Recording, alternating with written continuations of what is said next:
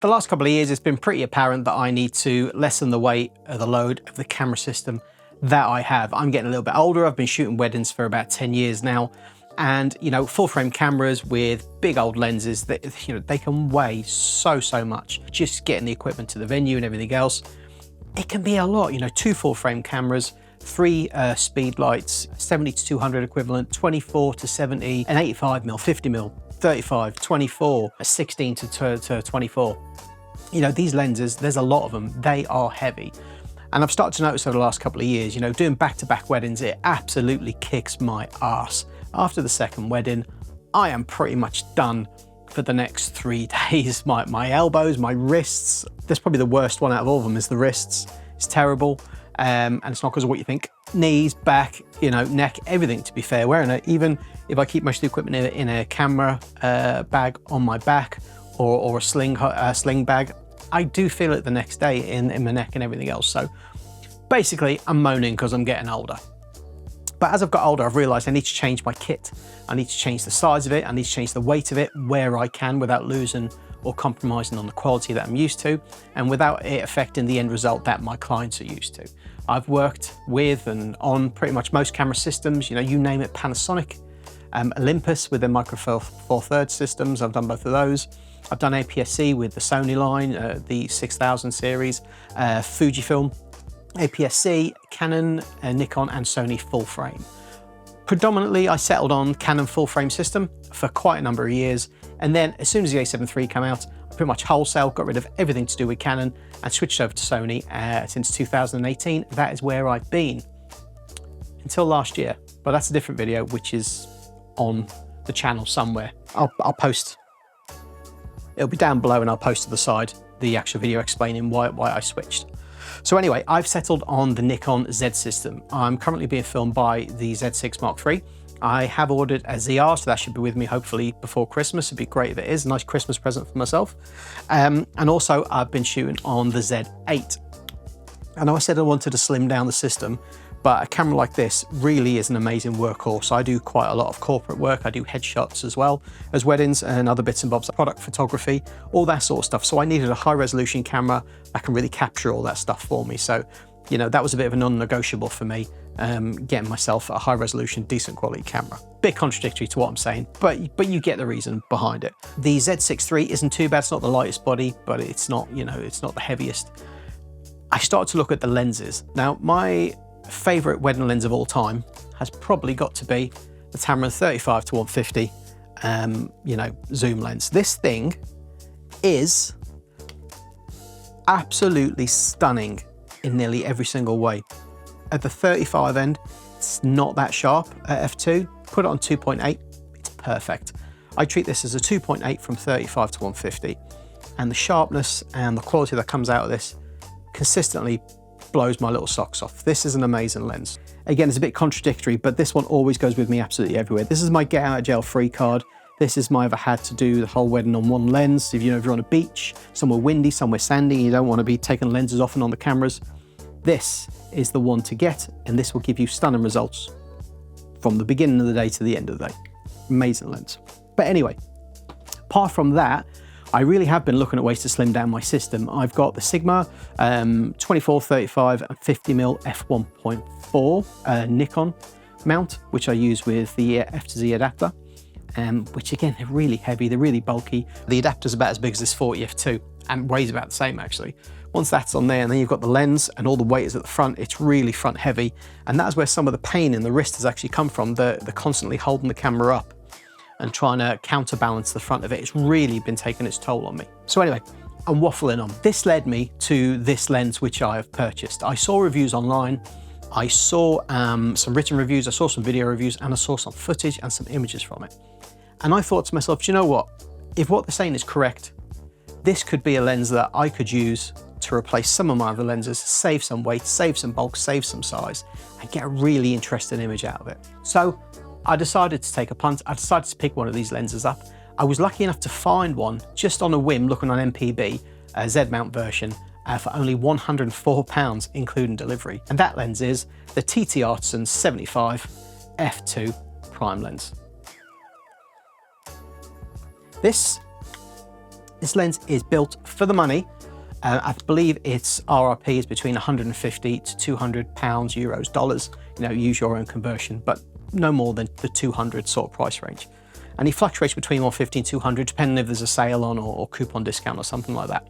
And you know, for its money, it's built incredibly well. I believe it feels like solid metal all the way around, apart from the very plasticky lens hood, petal hood, which is just crap. It's just cheap and nasty, but it is what it is. The normal cheap and nasty pinch front, and the back cap, which doubles as a firmware updater. It's got a little USB-C port in there, and you update the firmware via this USB-C port on the bottom cap just there. So you don't want to lose that. The moment I got it, the moment it turned up, the one I got was unboxed, but in fantastic condition. It's light, but it feels well made. It feels very well made. You've got an aperture ring on just there. There we go, you can hear that. I don't understand why everyone wants this aperture ring on their lenses. It just makes no sense to me. You can just control it on the camera. This is just a waste of money, if you ask me. Talking about that, let me talk about some of the negative points of this lens. So one of the negative points of this lens is the back cap is it's going to be very easy to lose. It barely holds on. A pensioner could grip you harder than this could grip. This thing is, you hear it? It's not going to stay on though. That's going to get lost. So my advice to you, which I haven't done yet, but I should do, is buy more back caps and keep this one at home somewhere, because that will go missing definitely. And the other thing is this aperture ring I spoke about. I despise aperture rings. I don't know why it's on there, unless you've got a really hard click into A, so you can control it on the camera, which this doesn't. I find them just a useless addition to a lens. There's no point having them when they're this loose in and out of the A, barely moving it. It just gets knocked out of A all the time, which is the way I want to use it. And before you know it, you're at f16. You're wondering why your auto ISO has gone through the roof. Aperture ring, I'm not a fan of, especially not in this implementation.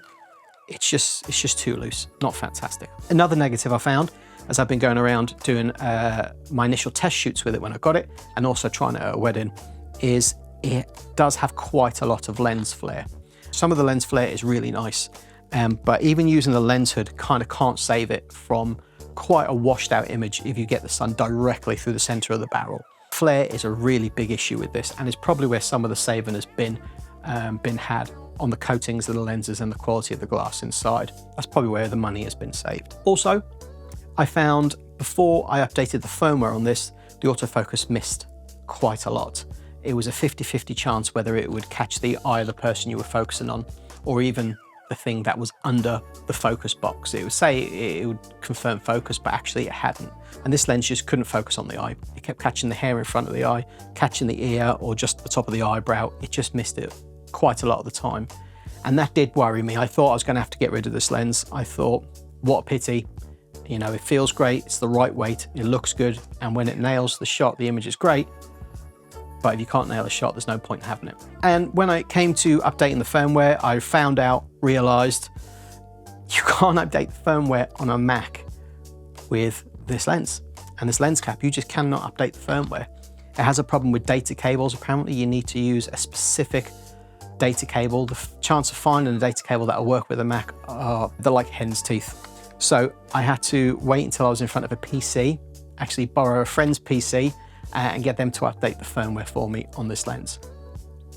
When they finally did update the firmware on this lens, this thing turned into a completely different beast. And it really unlocked what this lens can do. And I'm going to show you a couple of those images right now.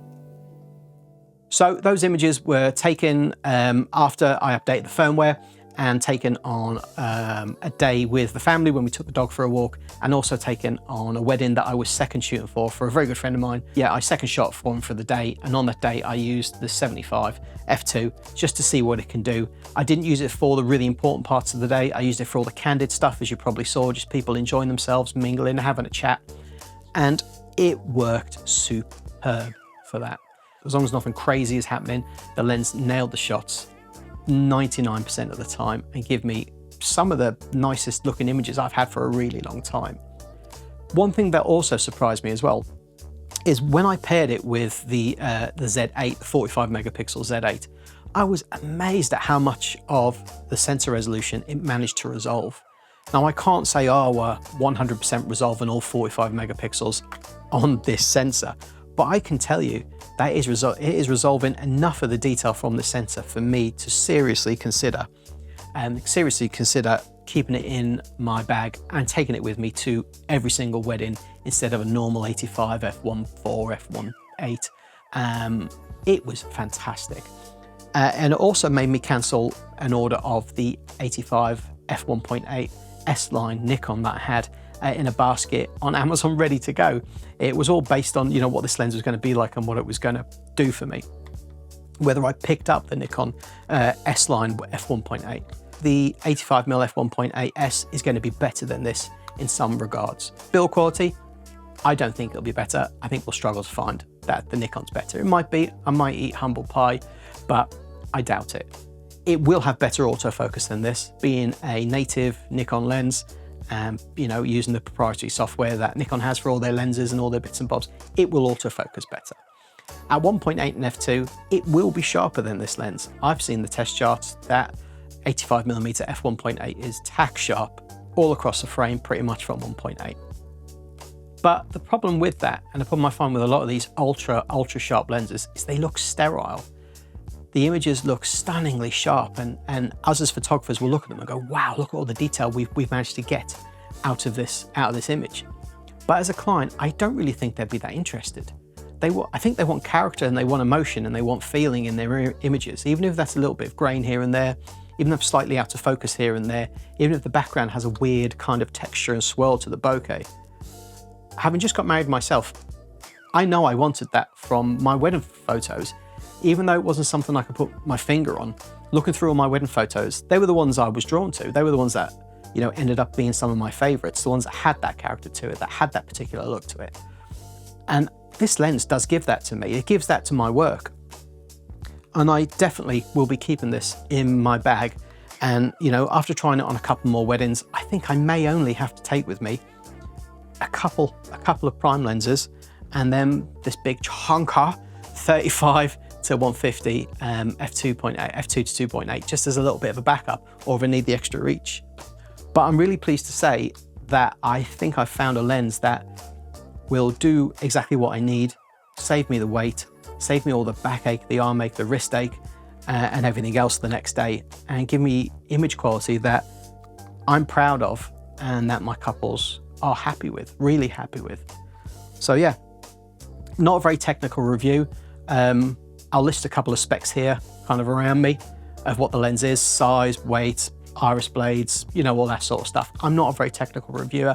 I go a little bit more on feeling, how it was for me on the day and everything else. It's not a sports lens. It's not a, you know, a fast lens. It's not going to have super fast autofocus.